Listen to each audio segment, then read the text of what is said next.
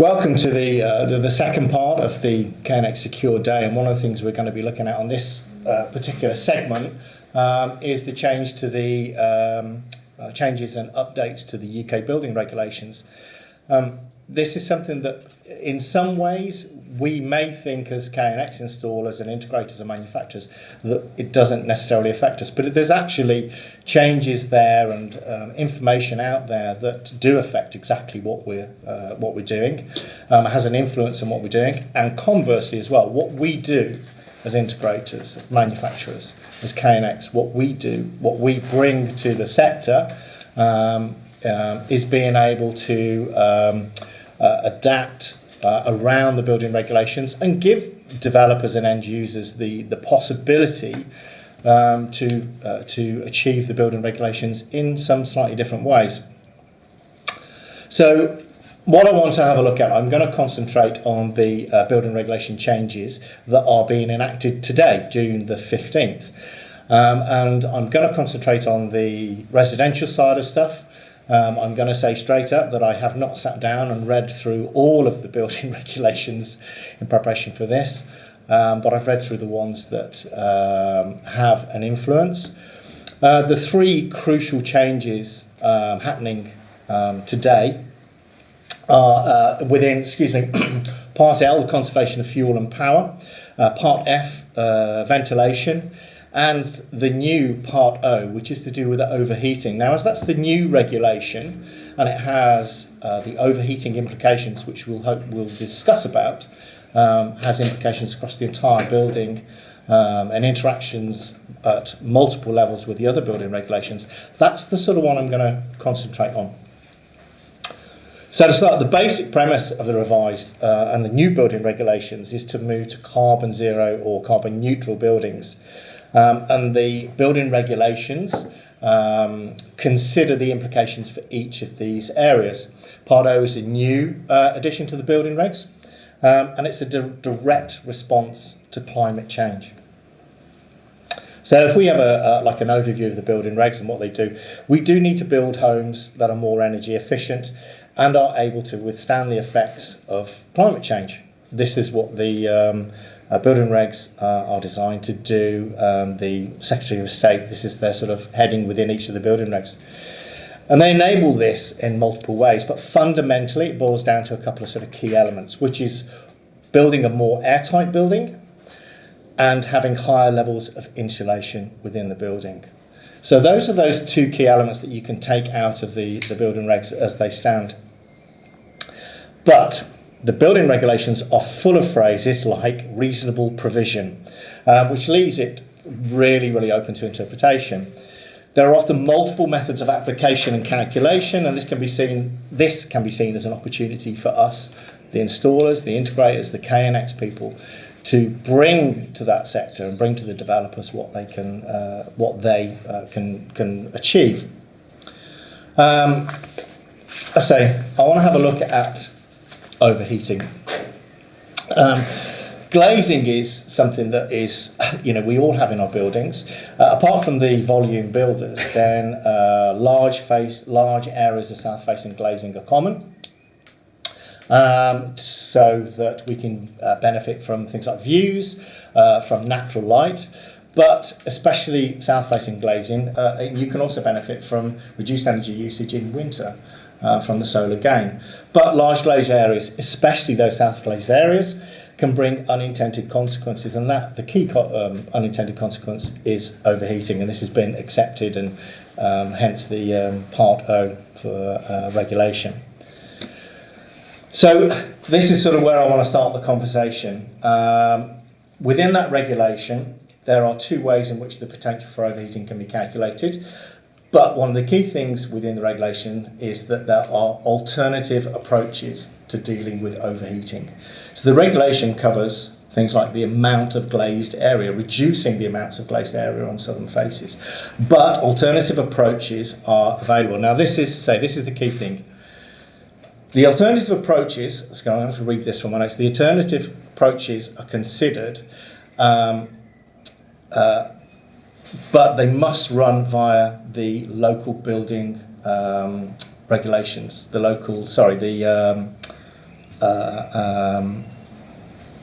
local building control. They must be ratified, sorry, by local building control.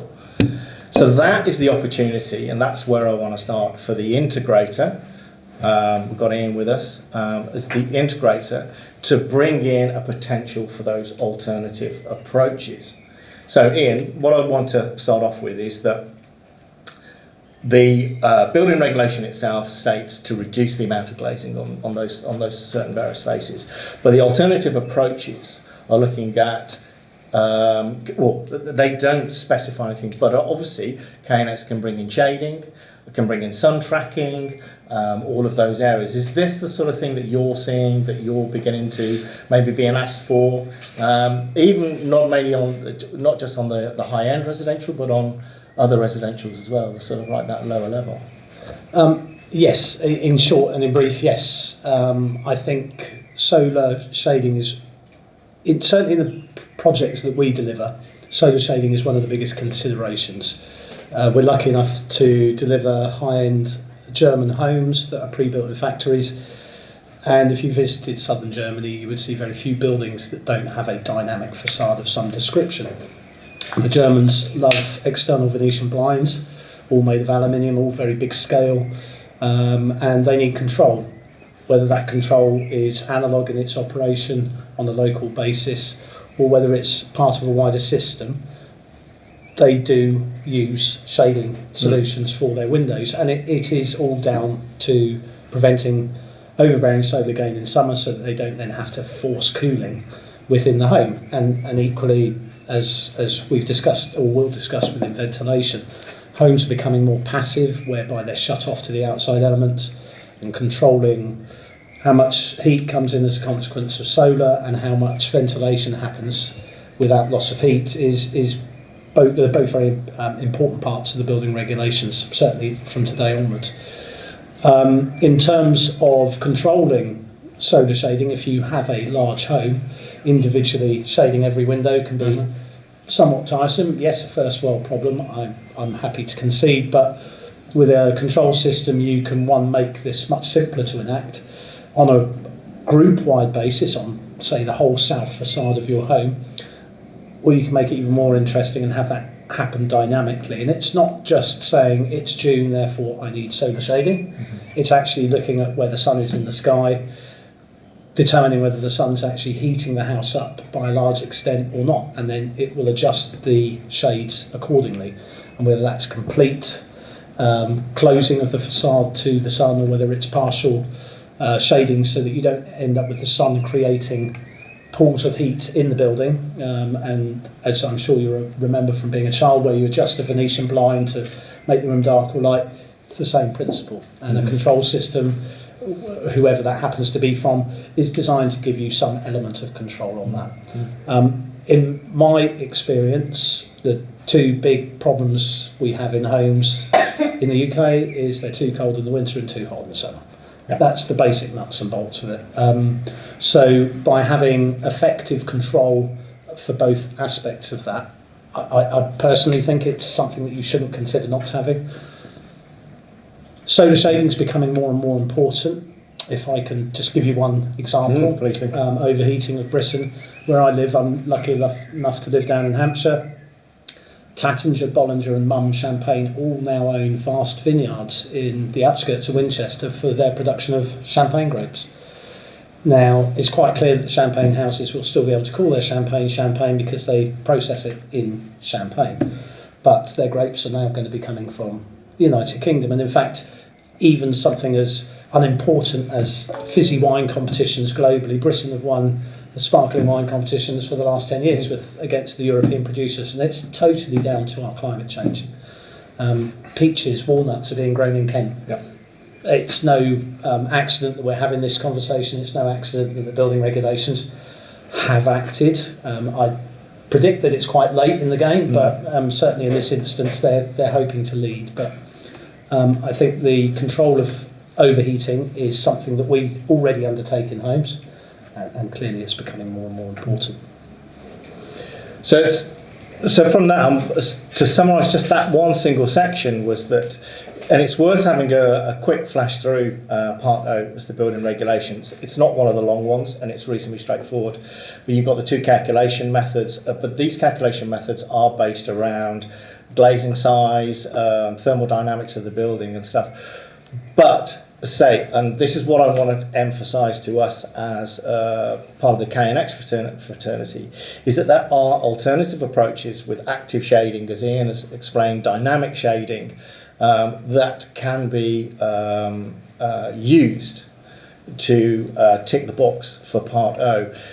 And as integrators, certainly, then getting out there and speaking to the architects, speaking to the developers and speaking to the end users, you can create that opportunity by saying you can affect that building and affect the overheating dynamics of that building by having an active shading system. So there's a business opportunity there for all of us, but also it's key that it comes back to what was said in the previous session about education and information, getting that out there to the architects. And that is something that the KNX UK Association is actively pursuing, is making sure that information is out there so that they know.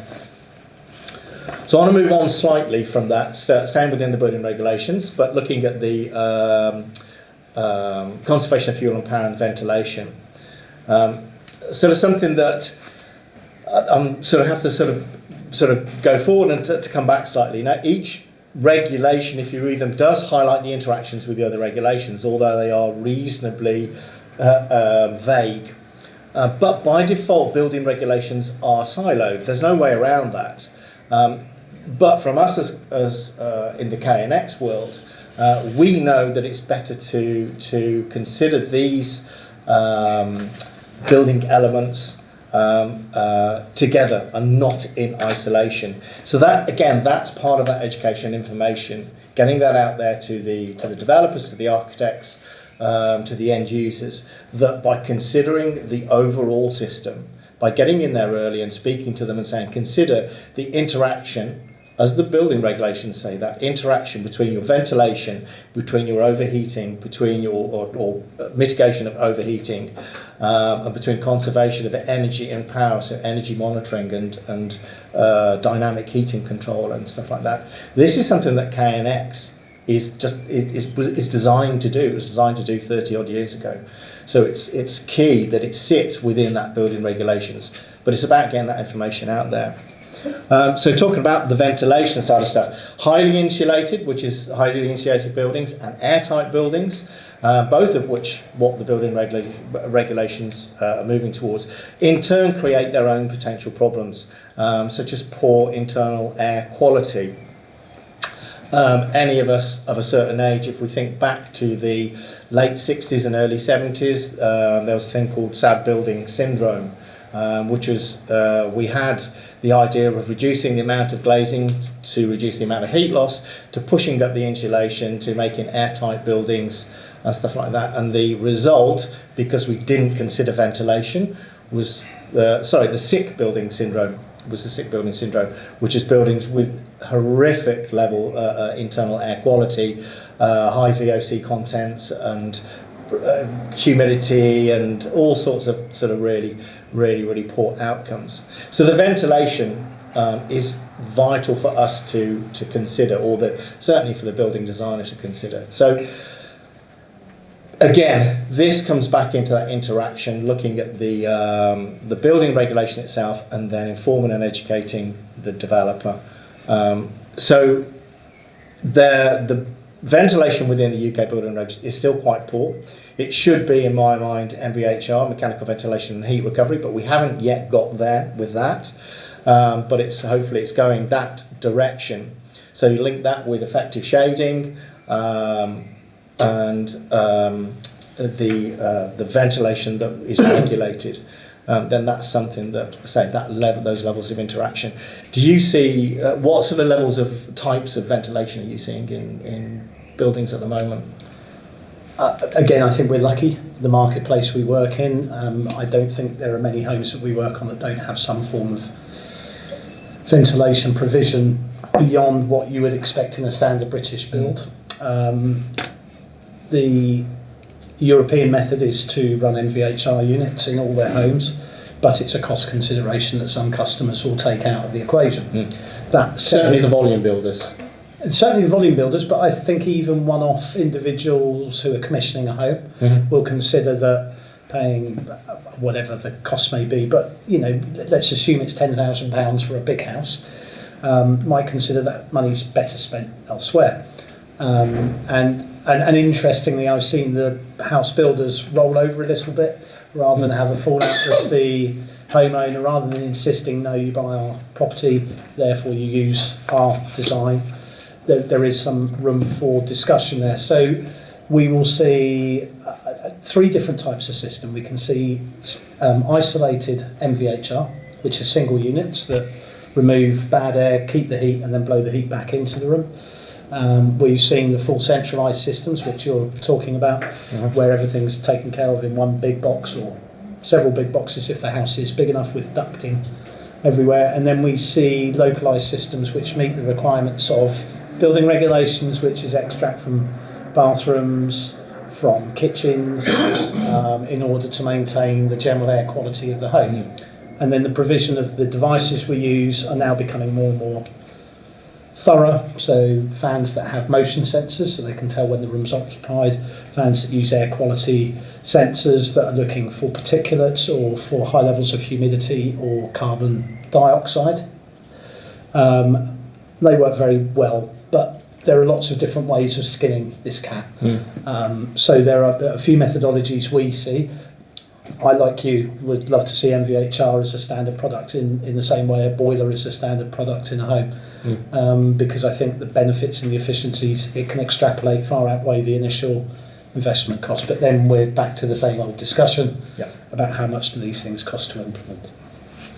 So again, I think from that it's evident that this level of interaction due to the building regulations and what KNX brings to the market on that is significant.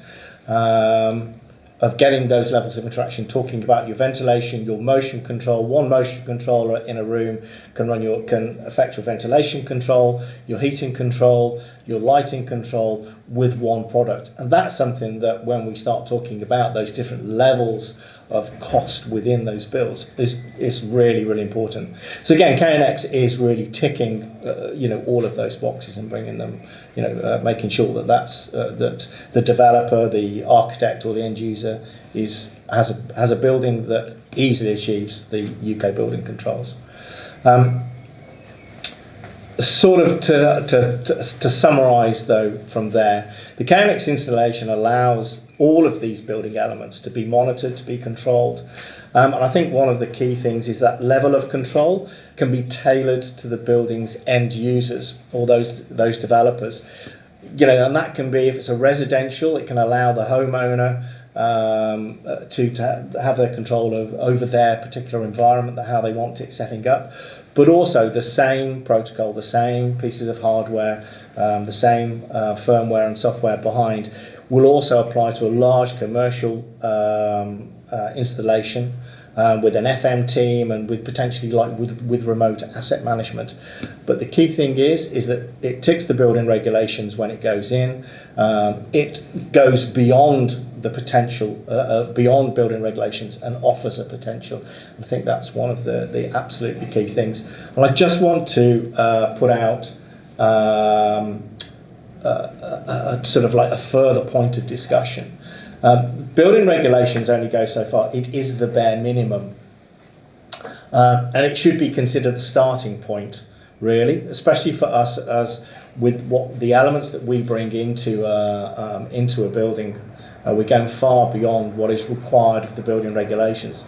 So we shouldn't only simply think about meeting the building regulations. There may be other elements to consider within that building, and KNX, again, ticks those boxes, such as building automation within, for instance, an assistive technology environment. So if you've got that infrastructure in that supports and easily meets the building regulations, the new building regulations as of today, it also allows that developer, the end user, the architect to address above and beyond the building regulations. And again, that's something that's important. So, that level of education and information, I think that's getting that across, isn't it? Yeah, and I think it also proves that KNX as a designed solution for buildings has all of the assets it requires already on board for it to adapt as more building regulations become mandatory. Certainly, we talked about earlier in the secure discussion, KNX is not impinged by one company's decision process on how it develops. The KNX Association provide guidance in terms of strategies, whether it's secure, IP, IoT, but then it's up to 530 manufacturers to come up with the incredible devices. And actually what's interesting is a lot of the manufacturers have their field in many camps, and it might not necessarily just be building controls, it could be consumer products. So they already have the assets, albeit talking perhaps a different language to KNX, which they can immediately swap over and give us the advantage of being able to offer it to our customers to meet these very changes. And my last point, before we open up to questions, it's undeniable that our climate is changing. That is without question.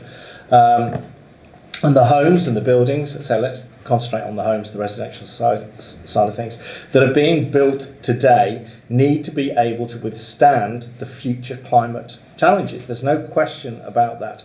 And having a technology that's installed that can help mitigate that environmental change within the building, not the environmental change outside, surely that must be the minimum as well, as having that technology involved. So please think about that as we go away from this. Take that away from your building regulations. Have a look, have a read through. They're not exciting, but they are, they are there to help us. And as I say, what I take away from reading the building regulations is an opportunity, personally, and I think KNX ticks those opportunities.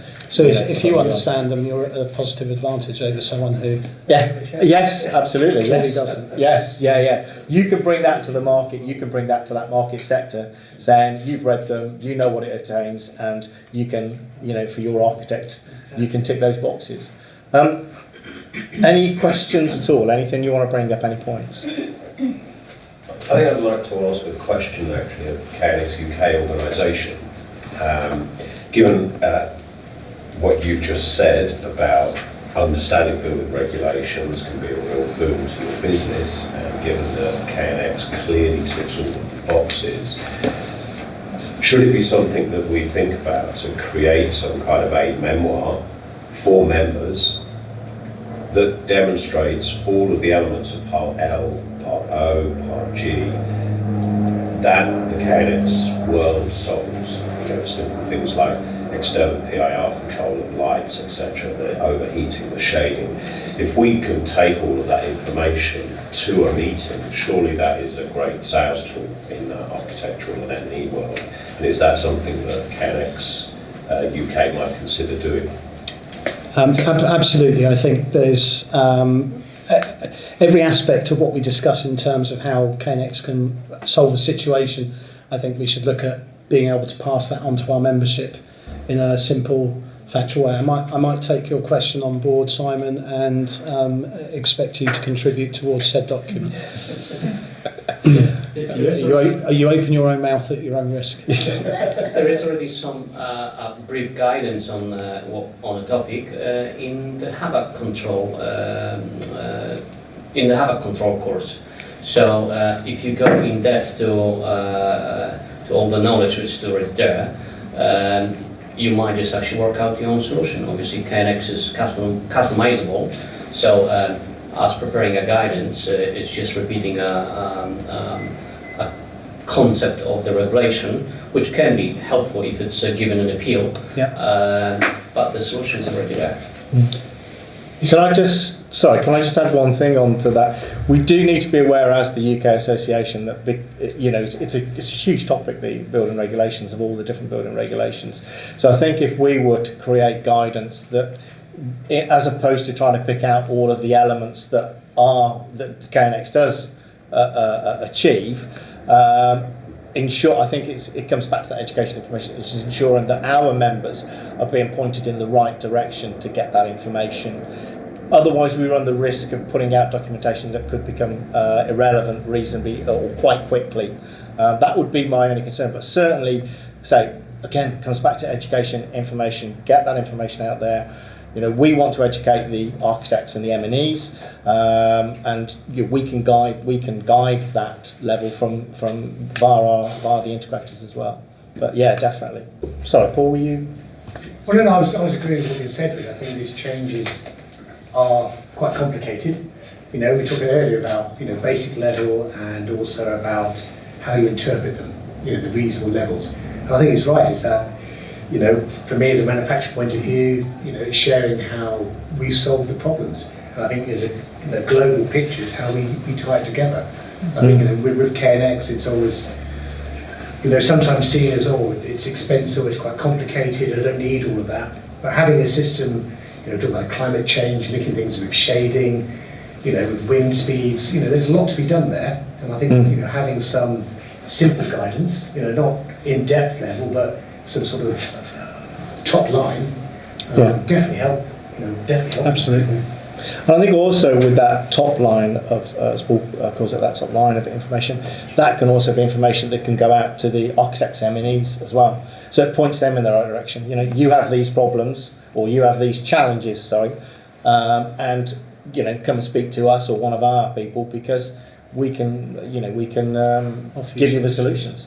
Sure. Yeah. And I think, everybody is probably fully aware of this, but, conversations that I have with M&E consultants, many times, they are relieved when you explain what KNX can do to them. Just a very simple, we can actually interlock your heating and cooling properly without, an £8,000 solution in the middle. But if they don't know that is there, that's the point where it all falls to pieces, and that's our role, is to get in front of those people and to make that conversation happen so that they know that we can solve those problems. And that just comes back to that point about producing that enabler. If they know that we can solve all of those problems in a simple and pragmatic way that actually doesn't cost the earth, then we can be really useful in that world. Yeah, I think it's great. Yeah. Or it could be another level of a CPD, where, in example, architects have to get a certain amount of the points through the year, taking parts in a CPD. M&E consultants, because they not kind of actually assemble with the specific bodies, they are left behind, and that's why, per se, we have to explain and we have to educate them.